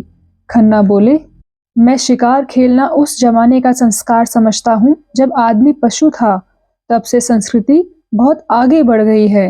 राय साहब बोले, मैं मिस मालती से आपकी कलई खोलूंगा। खन्ना बोले, मैं अहिंसावादी होना लज्जा की बात नहीं समझता। राय साहब बोले, अच्छा तो यह आपका अहिंसावाद था, शाबाश। खन्ना ने गर्व से कहा, जी हाँ, यह मेरा अहिंसावाद था। आप बुद्ध और शंकर के नाम पर गर्व करते हैं और पशुओं की हत्या करते हैं। लज्जा आपको आनी चाहिए, ना कि मुझे। कुछ दूर दोनों फिर चुपचाप चलते रहे। तब खन्ना बोले, तो आप कब तक आएंगे? मैं चाहता हूँ आप पॉलिसी का फॉर्म आज ही भर दें और शक्कर के हिस्सों का भी। मेरे पास दोनों फॉर्म भी मौजूद हैं। राय साहब ने चिंतित स्वर में कहा, जरा सोच लेने दीजिए। खन्ना ने बोला, इसमें सोचने की जरूरत नहीं है। वहीं दूसरी तरफ तीसरी टोली मिर्जा खुर्शेद और मिस्टर तनखा की थी। मिर्जा खुर्शेद के लिए भूत और भविष्य सादे कागज की भांति था। वह वर्तमान में रहते थे, न भूत का पछतावा था, न भविष्य की चिंता। जो कुछ सामने आ जाता था उसमें जी जान से लग जाते थे। मित्रों की मंडली में वह विनोद के पुतले थे। काउंसिल में उनसे ज्यादा उत्साही मेंबर कोई न था। जिस प्रश्न के पीछे पड़ जाते मिनिस्टरों को रुला देते। किसी के साथ रू रियायत करना न जानते थे। बीच बीच में परिहास भी करते जाते थे। उनके लिए आज जीवन था, कल का पता नहीं। गुस्सेवर भी ऐसे थे कि ताल ठोक कर सामने आ जाते थे। नम्रता के सामने दंडवत करते थे। लेकिन जहां किसी ने शान दिखाई और यह हाथ धोकर उसके पीछे पड़े। न अपना लेना याद रखते थे, न दूसरों का देना। शौक था शायरी का और शराब का। औरत केवल मनोरंजन की वस्तु थी। बहुत दिन हुए हृदय का दिवाला निकाल चुके थे। मिस्टर तनखा दांव पेच के आदमी थे। सौदा पटाने में, मुआमला सुलझाने में, अड़ंगा लगाने में, बालू से तेल निकालने में, गला दबाने में, दुम झाड़कर निकल जाने में बड़े सिद्धहस्त। कहिए तो रेत में नाव चला दें, पत्थर पर दूब उगा दें। तालुकेदारों को महाजनों से कर्ज दिलाना, नई कंपनियां खोलना, चुनाव के अवसर पर उम्मीदवार खड़े करना, यही उनका व्यवसाय था। खासकर चुनाव के समय उनकी तकदीर चमकती थी। किसी पोढ़े उम्मीदवार को खड़ा करते, दिलो जान से उसका काम करते और 10-20 हजार बना लेते। जब कांग्रेस का जोर था तो कांग्रेस के उम्मीदवारों के सहायक थे। जब सांप्रदायिक दल का जोर हुआ तो हिंदू सभा की ओर से काम करने लगे। मगर इस उलटफेर के समर्थन के लिए उनके पास ऐसी दलीलें थी कि कोई उंगली ना दिखा सकता था। शहर के सभी रईस, सभी हुक्काम, सभी अमीरों से उनका याराना था। दिल में चाहे लोग उनकी नीति पसंद न करें, पर वह स्वभाव के इतने नम्र थे कि कोई मुंह पर कुछ ना कह सकता था। मिर्जा खुर्शेद ने रुमाल से माथे का पसीना पोंछकर कहा, आज तो शिकार खेलने के लायक दिन नहीं है। आज तो कोई मुशायरा होना चाहिए था। वकील ने समर्थन किया, बोले, जी हाँ, वहां बाग में बड़ी बहार रहेगी। थोड़ी देर के बाद मिस्टर तनखा ने मामले की बात छेड़ी। बोले, अब के चुनाव में बड़े बड़े गुल खिलेंगे। आपके लिए भी मुश्किल है। मिर्जा विरक्त मन से बोले, अब की मैं खड़ा ना हूंगा। तनखा ने पूछा, क्यों? मिर्जा बोले, मुफ्त की बकबक कौन करे, फायदा ही क्या। मुझे अब इस डेमोक्रेसी में भक्ति नहीं रही। जरा सा काम और महीनों की बहस। हाँ, जनता की आंखों में धूल झोंकने के लिए अच्छा स्वांग है। इससे तो कहीं अच्छा है कि एक गवर्नर रहे, चाहे वह हिंदुस्तानी हो या अंग्रेज, इससे बहस नहीं। एक इंजन जिस गाड़ी को बड़े मजे से हजारों मील खींच ले जा सकता है, उसे 10,000 आदमी मिलकर भी उतनी तेजी से नहीं खींच सकते। मैं तो सारा तमाशा देखकर काउंसिल से बेजार हो गया हूँ। मेरा बस चले तो काउंसिल में आग लगा दूं। जिसे हम डेमोक्रेसी कहते हैं, वह व्यवहार में बड़े बड़े व्यापारियों और जमींदारों का राज्य है और कुछ नहीं। चुनाव में वही बाजी ले जाता है जिसके पास रुपए हैं। रुपए के जोर से उसके लिए सभी सुविधाएं तैयार हो जाती हैं। बड़े बड़े पंडित, बड़े बड़े मौलवी, बड़े बड़े लिखने और बोलने वाले, जो अपनी जबान और कलम से पब्लिक को जिस तरफ चाहें फेर दें। सभी सोने के देवता के पैरों पर माथा रगड़ते हैं। मैंने तो इरादा कर लिया है, अब इलेक्शन के पास ना जाऊंगा। मेरा प्रोपोगेंडा अब डेमोक्रेसी के खिलाफ रहेगा। मिर्जा साहब ने कुरान की आयतों से सिद्ध किया कि पुराने जमाने के बादशाहों के आदर्श कितने ऊंचे थे। आज तो हम उसकी तरफ ताक भी नहीं सकते। हमारी आंखों में चकाचौंध आ जाएगी। बादशाह को खजाने की एक कौड़ी भी निजी खर्च में लाने का अधिकार न था। वह किताबें नकल करके, कपड़े सीकर, लड़कों को पढ़ाकर अपना गुजर करता था। मिर्जा ने आदर्श महीपों की एक लंबी सूची गिना दी। कहाँ तो वह प्रजा को पालने वाला बादशाह और कहाँ आजकल के मंत्री और मिनिस्टर। 5, 6, 7, 8 हजार माहवार मिलना चाहिए। यह लूट है या डेमोक्रेसी? हिरणों का एक झुंड चरता हुआ नजर आया। मिर्जा के मुख पर शिकार का जोश चमक उठा। बंदूक संभाली और निशाना मारा। एक काला सा हिरन गिर पड़ा। वो मारा! इस उन्मत्त ध्वनि के साथ मिर्जा भी बेतहाशा दौड़े, बिल्कुल बच्चों की तरह उछलते कूदते, तालियां बजाते। समीप ही एक वृक्ष पर एक आदमी लकड़ियां काट रहा था। वह भी चटपट वृक्ष से उतरकर मिर्जा जी के साथ दौड़ा। हिरन की गर्दन में गोली लगी थी। उसके पैरों में कंपन हो रहा था और आंखें पथरा गई थी। लकड़हारे ने हिरन को करुण नेत्रों से देखकर कहा, अच्छा पट्ठा था, मन भर से कम न होगा। हुक्म हो तो उठाकर पहुंचा दूं? मिर्जा कुछ बोले नहीं। हिरन की टंगी हुई, दीन वेदना से भरी हुई आंखें देख रहे थे। अभी 1 मिनट पहले इसमें जीवन था। जरा सा पत्ता भी खड़कता तो कान खड़े करके चौकड़ियां भरता हुआ निकल भागता। अपने मित्रों और बाल बच्चों के साथ ईश्वर की उगाई हुई घास खा रहा था, मगर अब निस्पंद पड़ा है। उसकी खाल उधेड़ लो, उसकी बोटियां कर डालो, उसका कीमा बना डालो, उसे खबर ना होगी। उसके क्रीड़ामय जीवन में जो आकर्षण था, जो आनंद था, वह क्या इस निर्जीव शव में है? कितनी सुंदर गठन थी, कितनी प्यारी आंखें, कितनी मनोहर छवि। उसकी छलांगे हृदय में आनंद की तरंगे पैदा कर देती थी। उसकी चौकड़ियों के साथ हमारा मन भी चौकड़ियां भरने लगता था। उसकी स्फूर्ति जीवन सा बिखेरती चलती थी, जैसे फूल सुगंध बिखेरता है। लेकिन अब उसे देखकर ग्लानि होती है। लकड़हारे ने पूछा, कहाँ पहुंचाना होगा मालिक? मुझे भी 2-4 पैसे दे देना। मिर्जा जी जैसे ध्यान से चौंक पड़े, बोले, अच्छा उठा ले, कहाँ चलेगा? लकड़हारा बोला, जहाँ हुक्म हो मालिक। मिर्जा बोले, नहीं, जहाँ तेरी इच्छा हो वहाँ ले जा, मैं तुझे देता हूँ। लकड़हारे ने मिर्जा की ओर कुतूहल से देखा। कानों पर विश्वास न आया। बोला, अरे नहीं मालिक, हुजूर ने शिकार किया है तो हम कैसे खा लें? मिर्जा बोले, नहीं नहीं, मैं खुशी से कहता हूँ, तुम इसे ले जाओ। तुम्हारा घर यहाँ से कितनी दूर है? लकड़हारा बोला, कोई आधा कोस होगा मालिक। मिर्जा बोले, तो मैं भी तुम्हारे साथ चलूंगा, देखूंगा तुम्हारे बाल बच्चे कैसे खुश होते हैं। लकड़हारा बोला, ऐसे तो मैं ना ले जाऊंगा सरकार, आप इतनी दूर से आए, इस कड़ी धूप में शिकार किया, मैं कैसे उठा ले जाऊं? मिर्जा बोले, उठा उठा, देर ना कर, मुझे मालूम हो गया तू भला आदमी है। लकड़हारे ने डरते डरते और रह रहकर मिर्जा जी के मुंह की ओर सशंक नेत्रों से देखते हुए कि कहीं बिगड़ ना जाए, हिरन को उठाया।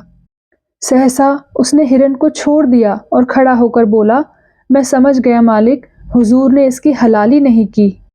मिर्जा ने हंसकर कहा, बस बस, तूने खूब समझा, अब उठा ले और घर चल। मिर्जा धर्म के इतने पाबंद न थे। 10 साल से उन्होंने नमाज ना पढ़ी थी। 2 महीने में 1 दिन व्रत रख लेते थे, बिल्कुल निराहार निर्जल। मगर लकड़हारे को इस ख्याल से जो संतोष हुआ था कि हिरन अब इन लोगों के लिए अखाद्य हो गया है, उसे फीका न करना चाहते थे। लकड़हारे ने हल्के मन से हिरन को गर्दन पर रख लिया और घर की ओर चला। तनखा अभी तक तटस्थ से वहीं पेड़ के नीचे खड़े थे। धूप में हिरन के पास जाने का कष्ट क्यों उठाते? कुछ समझ में न आ रहा था कि मामला क्या है। लेकिन जब लकड़हारे को उल्टी दिशा में जाते देखा तो आकर मिर्जा से बोले, आप उधर कहाँ जा रहे हैं हजरत? क्या रास्ता भूल गए? मिर्जा ने अपराधी भाव से मुस्कुराकर कहा, मैंने शिकार इस गरीब आदमी को दे दिया, अब जरा इसके घर चल रहा हूँ, आप भी आइए ना। तनखा ने मिर्जा को कुतूहल की दृष्टि से देखा और बोले, आप अपने होश में हैं या नहीं? मिर्जा बोले, कह नहीं सकता, मुझे खुद नहीं मालूम। तनखा ने पूछा, शिकार इसे क्यों दे दिया? मिर्जा बोले, इसलिए कि उसे पाकर इसे जितनी खुशी होगी, मुझे या आपको ना होगी। तनखा खिसिया कर बोले, जाइए, सोचा था खूब कबाब उड़ाएंगे, सो आपने सारा मजा किरकिरा कर दिया। खैर, राय साहब और मेहता कुछ ना कुछ लाएंगे ही, कोई गम नहीं। मैं इस इलेक्शन के बारे में कुछ अर्ज करना चाहता हूँ। आप नहीं खड़ा होना चाहते ना सही, आपकी जैसी मर्जी, लेकिन आपको इसमें क्या तामुल है कि जो लोग खड़े हो रहे हैं उनसे इसकी अच्छी कीमत वसूल की जाए। मैं आपसे सिर्फ इतना चाहता हूँ कि आप किसी पर यह भेद ना खुलने दें कि आप नहीं खड़े हो रहे हैं। सिर्फ इतनी मेहरबानी कीजिए मेरे साथ। ख्वाजा जमाल ताहिर इसी शहर से खड़े हो रहे हैं। रईसों के वोट सोलहों आने उनकी तरफ हैं ही, हुक्काम भी उनके मददगार हैं। फिर भी पब्लिक पर आपका जो असर है, इससे उनकी कोर दब रही है। आप चाहें तो आपको उनसे 10-20 हजार रुपए महज यह जाहिर कर देने के मिल सकते हैं कि आप उनकी खातिर बैठ जाते हैं। नहीं, मुझे अर्ज कर लेने दीजिए। नहीं, मुझे अर्ज कर लेने दीजिए। इस मामले में आपको कुछ नहीं करना है, आप बेफिक्र बैठे रहिए। मैं आपकी तरफ से एक मैनिफेस्टो निकाल दूंगा और उसी शाम को आप मुझसे 10,000 नकद वसूल कर लीजिए। मिर्जा साहब ने उनकी ओर हिकारत से देखकर कहा, मैं ऐसे रुपए पर और आप पर लानत भेजता हूँ। मिस्टर तनखा ने जरा भी बुरा नहीं माना, माथे पर बल तक न आने दिया। बोले, मुझ पर जितनी लानत चाहे भेजें, मगर रुपए पर लानत भेजकर आप अपना ही नुकसान कर रहे हैं। मिर्जा बोले, मैं ऐसी रकम को हराम समझता हूँ। तनखा बोले, आप शरीयत के इतने पाबंद तो नहीं हैं। मिर्जा बोले, लूट की कमाई को हराम समझने के लिए शरा का पाबंद होने की जरूरत नहीं है। तनखा बोले, तो इस मामले में क्या आप अपना फैसला तब्दील नहीं कर सकते? मिर्जा बोले, जी नहीं। तनखा बोले, अच्छी बात है, इसे जाने दीजिए। किसी बीमा कंपनी के डायरेक्टर बनने में तो आपको कोई एतराज नहीं है। आपको कंपनी का एक हिस्सा भी ना खरीदना पड़ेगा, आप सिर्फ अपना नाम दे दीजिएगा। मिर्जा बोले, जी नहीं, मुझे यह भी मंजूर नहीं है। मैं कई कंपनियों का डायरेक्टर, कई का मैनेजिंग एजेंट, कई का चेयरमैन था। दौलत मेरे पांव चूमती थी। मैं जानता हूँ दौलत से आराम और तकल्लुफ के कितने सामान जमा किए जा सकते हैं, मगर यह भी जानता हूँ कि दौलत इंसान को कितना खुदगर्ज बना देती है, कितना ऐश पसंद, कितना मक्कार, कितना बेगैरत। वकील साहब को फिर कोई प्रस्ताव करने का साहस ना हुआ। मिर्जा जी की बुद्धि और प्रभाव में उनका जो विश्वास था वह बहुत कम हो गया। उनके लिए धन ही सब कुछ था, और ऐसे आदमी से जो लक्ष्मी को ठोकर मारता हो उनका कोई मेल ना हो सकता था। लकड़हारा हिरन को कंधे पर रखे लपका चला जा रहा था। मिर्जा ने भी कदम बढ़ाया, पर स्थूलकाय तनखा पीछे रह गए। उन्होंने पुकारा, जरा सुनिए मिर्जा जी, आप तो भागे जा रहे हैं। मिर्जा ने बिना रुके जवाब दिया, वह गरीब बोझ लिए इतनी तेजी से चला जा रहा है, हम क्या अपना बदन लेकर भी उसके बराबर नहीं चल सकते? लकड़हारे ने हिरन को एक ठूंठ पर उतार कर रख दिया था और दम लेने लगा था। मिर्जा साहब ने आकर पूछा, थक गए क्यों? लकड़हारे ने सकुचाते हुए कहा, बहुत भारी है सरकार। मिर्जा बोले, तो लाओ कुछ दूर मैं ले चलूं। लकड़हारा हंसा। मिर्जा डील डॉल से उससे कहीं ऊंचे और मोटे ताजे थे, फिर भी वह दुबला पतला आदमी उनकी इस बात पर हंसा। मिर्जा जी पर जैसे चाबुक पड़ गया। बोले, तुम हंसे क्यों? क्या तुम समझते हो मैं उसे उठा नहीं सकता? लकड़हारे ने मानो क्षमा मांगी। बोला, सरकार आप लोग बड़े आदमी हैं, बोझ उठाना तो हम जैसे मजदूरों का ही काम है। मिर्जा बोले, मैं तुम्हारा दोगुना जो हूँ। लकड़हारा बोला, इससे क्या होता है मालिक? मिर्जा जी का पुरुषत्व अपना और अपमान न सह सका। उन्होंने बढ़कर हिरन को गर्दन पर उठा लिया और चले, मगर मुश्किल से 50 कदम चले होंगे कि गर्दन फटने लगी, पांव थरथराने लगे और आंखों में तितलियां उड़ने लगी। कलेजा मजबूत किया और 20 कदम और चले। कमबख्त कहाँ रह गया, जैसे इस लाश में सीसा भर दिया गया हो। जरा मिस्टर तनखा की गर्दन पर रख दूं तो मजा आए। मशक की तरह जो फूले चलते हैं, जरा इसका मजा भी देखें। लेकिन बोझा उतारें कैसे? दोनों अपने दिल में कहेंगे, बड़ी जवां-मर्दी दिखाने चले थे। 50 कदम में ची बोल गए। लकड़हारे ने चुटकी ली। बोला, कहो मालिक, कैसे रंग ढंग है? बहुत हल्का है ना? मिर्जा जी को बोझ कुछ हल्का मालूम होने लगा। बोले, उतनी दूर तो ले ही जाऊंगा जितनी दूर तुम लाए हो। लकड़हारा बोला, कई दिन गर्दन दुखेगी मालिक। मिर्जा बोले, तुम क्या समझते हो मैं यूं ही फूला हुआ हूँ? लकड़हारा बोला, नहीं मालिक, अब तो ऐसा नहीं समझता। मुदा आप हैरान ना हो, वह चट्टान है, उस पर उतार दीजिए। मिर्जा बोले, मैं अभी इसे इतनी ही दूर और ले जा सकता हूँ। लकड़हारा बोला, मगर यह अच्छा तो नहीं लगता कि मैं ठाला चलूं और आप लदे चले। मिर्जा साहब ने चट्टान पर हिरन को उतार कर रख दिया। वकील साहब भी आ पहुंचे। मिर्जा ने दाना फेंका, बोले, अब आपको भी कुछ दूर ले चलना पड़ेगा जनाब। वकील साहब की नजरों में अब मिर्जा जी का कोई महत्व न था। बोले, मुआफ कीजिए, मुझे अपनी पहलवानी का दावा नहीं। मिर्जा बोले, बहुत भारी नहीं है सच। तनखा बोले, अजी रहने भी दीजिए। मिर्जा बोले, आप अगर इसे 100 कदम ले चलें तो मैं वादा करता हूँ आप मेरे सामने जो तजवीज रखेंगे उसे मंजूर कर लूंगा। तनखा बोले, मैं इन चकमों में नहीं आता। मिर्जा बोले, मैं चकमा नहीं दे रहा हूँ, वल्लाह आप जिस हल्के से कहेंगे खड़ा हो जाऊंगा। जब हुक्म देंगे बैठ जाऊंगा। जिस कंपनी का डायरेक्टर, मेंबर, मुनीम, कन्वेसर जो कुछ कहिएगा बन जाऊंगा। बस 100 कदम ले चलिए। मेरी तो ऐसे ही दोस्तों से निपटी है जो मौका पड़ने पर सब कुछ कर सकते हों। तनखा का मन चुलबुला उठा। मिर्जा अपने कॉल के पक्के हैं, इसमें कोई संदेह न था। हिरन ऐसा क्या भारी होगा, आखिर मिर्जा इतनी दूर ले ही आए। बहुत ज्यादा थके तो नहीं जान पड़ते, अगर इनकार करते हैं तो सुनहरा अवसर हाथ से जाता है। आखिर ऐसा क्या कोई पहाड़ है, बहुत होगा 4-5 पसेरी होगा। 2-4 दिन गर्दन ही तो दुखेगी। जेब में रुपए हों तो थोड़ी सी बीमारी सुख की वस्तु है। बोले, 100 कदम की रही। मिर्जा बोले, हाँ 100 कदम, मैं गिनता चलूंगा। तनखा बोले, देखिए निकलना जाइएगा। मिर्जा बोले, निकल जाने वाले पर लानत भेजता हूँ। तनखा ने जूते का फीता फिर से बांधा, कोट उतार कर लकड़हारे को दिया, पतलून ऊपर चढ़ाया, रुमाल से मुंह पोंछा और इस तरह हिरन को देखा मानो ओखली में सिर देने जा रहे हों। फिर हिरन को उठाकर गर्दन पर रखने की चेष्टा की। 2-3 बार जोर लगाने पर लाश गर्दन पर तो आ गई, पर गर्दन ना उठ सकी।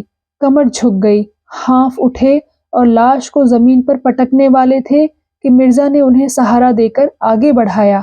तनखा ने एक डग इस तरह उठाया जैसे दलदल में पांव रख रहे हों। मिर्जा ने बढ़ावा दिया, शाबाश मेरे शेर, वाह वाह। तनखा ने एक डग और रखा, मालूम हुआ गर्दन टूटी जाती है। मिर्जा बोले, मार लिया मैदान, जीते रहो पट्टे। तनखा 2 डग और बढ़े, आंखें निकली पड़ती थी। मिर्जा बोले, बस एक बार और जोर मारो दोस्त। 100 कदम की शर्त गलत, 50 कदम की ही रही। वकील साहब का बुरा हाल था। वह बेजान हिरन शेर की तरह उनको दबोचे हुए उनका हृदय रक्त चूस रहा था। सारी शक्तियां जवाब दे चुकी थी। केवल लोभ किसी लोहे की धरन की तरह छत को संभाले हुए था। 1 से 25,000 तक की गोटी थी, मगर अंत में वह शहतीर भी जवाब दे गई। लोभी की कमर भी टूट गई। आंखों के सामने अंधेरा छा गया, सिर में चक्कर आया और वह शिकार गर्दन पर लिए पथरीली जमीन पर गिर पड़े। मिर्जा ने तुरंत उन्हें उठाया और अपने रुमाल से हवा करते हुए उनकी पीठ ठोंकी। बोले, जोर तो यार तुमने खूब मारा, लेकिन तकदीर के खोटे हो। तनखा ने हांफते हुए लंबी सांस खींचकर कहा, आपने तो आज मेरी जान ही ले ली थी। 2 मन से कम का ना होगा ससुर। मिर्जा ने हंसते हुए कहा, लेकिन भाईजान मैं भी तो इतनी दूर उठाकर लाया ही था। वकील साहब ने खुशामद करनी शुरू की। बोले, मुझे तो आपकी फरमाइश पूरी करनी थी। आपको तमाशा देखना था, वह आपने देख लिया। अब आपको वादा पूरा करना होगा। मिर्जा बोले, आपने मुआहदा कब पूरा किया? तनखा बोले, कोशिश तो जान तोड़कर की। मिर्जा बोले, इसकी सनद नहीं। लकड़हारे ने फिर हिरन उठा लिया था और भागा चला जा रहा था। वह दिखा देना चाहता था कि तुम लोगों ने कांख कूंख कर 10 कदम इसे उठा लिया तो यह ना समझे कि पास हो गए। इस मैदान में मैं दुर्बल होने पर भी तुमसे आगे रहूंगा। हाँ, कागज तुम चाहे जितना काला करो और झूठे मुकदमे चाहे जितने बनाओ। एक नाला मिला जिसमें बहुत थोड़ा पानी था। नाले के उस पार टीले पर एक छोटा सा 5-6 घरों का पुरवा था और कई लड़के इमली के नीचे खेल रहे थे। लकड़हारे को देखते ही सबों ने दौड़कर उसका स्वागत किया और लगे पूछने, किसने मारा बापू? कैसे मारा? कहाँ मारा? कैसे गोली लगी? कहाँ लगी? इसी को क्यों लगी? और हिरनों को क्यों न लगी? लकड़हारा हूं हां करता इमली के नीचे पहुंचा और हिरन को उतारकर पास के झोपड़ी से दोनों महानुभावों के लिए खाट लेने दौड़ा। उसके चारों लड़कों ने शिकार को अपनी चार्ज में ले लिया और अन्य लड़कों को भगाने की चेष्टा करने लगे। सबसे छोटे बालक ने कहा, यह हमारा है। उसकी बड़ी बहन ने, जो 14-15 साल की थी, मेहमानों की ओर देखकर छोटे भाई को डांटा, बोली, चुप, नहीं सिपाही पकड़ ले जाएगा। मिर्जा ने लड़के को छेड़ा, बोला, तुम्हारा नहीं हमारा है। बालक ने हिरन पर बैठकर अपना कब्जा सिद्ध कर दिया और बोला, बापू तो लाए हैं। बहन ने सिखाया, कह दे भैया तुम्हारा है। इन बच्चों की माँ बकरी के लिए पत्तियां तोड़ रही थी। दो नए भले आदमियों को देखकर जरा सा घूंघट निकाल लिया और शर्माई कि उसकी साड़ी कितनी मैली, कितनी फटी, कितनी उटंगी है। वह इस वेश में मेहमानों के सामने कैसे जाए? और गए बिना काम नहीं चलता, पानी वानी देना है। अभी दोपहर होने में कुछ कसर थी, लेकिन मिर्जा साहब ने दोपहरी इसी गांव में काटने का निश्चय किया। गांव के आदमियों को जमा किया, शराब मंगवाई, शिकार पका, समीप के बाजार से घी और मैदा मंगाया और सारे गांव को भोज दिया। छोटे बड़े, स्त्री पुरुष सबों ने दावत उड़ाई। मर्दों ने खूब शराब पी और मस्त होकर शाम तक गाते रहे और मिर्जा जी बालकों के साथ बालक, शराबियों के साथ शराबी, बूढ़ों के साथ बूढ़े, जवानों के साथ जवान बने हुए थे। इतनी देर में सारे गांव से उनका इतना घनिष्ठ परिचय हो गया था, मानो यहीं के निवासी हों। लड़के तो उन पर लदे पड़ते थे। कोई उनकी फुदनेदार टोपी सिर पर रख लेता था, कोई उनकी राइफल कंधे पर रखकर अकड़ता हुआ चलता था, कोई उनकी कलाई की घड़ी खोलकर अपनी कलाई पर बांध लेता था। मिर्जा ने खुद खूब देशी शराब पी और झूम झूम कर जंगली आदमियों के साथ गाते रहे। जब ये लोग सूर्यास्त के समय यहाँ से विदा हुए तो गांव भर के नर नारी इन्हें बड़ी दूर तक पहुंचाने आए। कई तो रोते थे। ऐसा सौभाग्य उन गरीबों के जीवन में शायद पहली ही बार आया हो कि किसी शिकारी ने उनकी दावत की हो। जरूर यह कोई राजा है, नहीं तो इतना दरियाव दिल किसका होता है? इनके दर्शन फिर काहे को होंगे? कुछ दूर चलने के बाद मिर्जा ने पीछे फिरकर देखा और बोले, बेचारे कितने खुश थे। काश मेरी जिंदगी में ऐसे मौके रोज आते। आज का दिन बड़ा मुबारक था। तनखा ने बेरुखी के साथ कहा, आपके लिए मुबारक होगा, मेरे लिए तो मनहूस ही था। मतलब कि कोई बात ना हुई। दिन भर जंगलों और पहाड़ों की खाक छानने के बाद अपना सा मुंह लिए लौट जाते हैं। मिर्जा ने निर्दयता से कहा, मुझे आपके साथ हमदर्दी नहीं है। दोनों आदमी जब बरगद के नीचे पहुंचे तो दोनों टोलियां लौट चुकी थी। मेहता मुंह लटकाए हुए थे। मालती विमन सी अलग बैठी थी, जो नई बात थी। राय साहब और खन्ना दोनों भूखे रह गए थे और किसी के मुंह से बात ना निकलती थी। वकील साहब इसलिए दुखी थे कि मिर्जा ने उनके साथ बेवफाई की। अकेले मिर्जा साहब प्रसन्न थे और वह प्रसन्नता अलौकिक थी। तो दोस्तों, कैसा लगा आपको आज का भाग? कृपया कमेंट सेक्शन में आकर जरूर बताइएगा। और अगर आपने इस चैनल को अभी तक सब्सक्राइब नहीं किया है तो कृपया सब्सक्राइब भी जरूर कर लीजिएगा। मिलती हूँ आपसे इसी कहानी के अगले भाग के साथ। तब तक के लिए नमस्कार।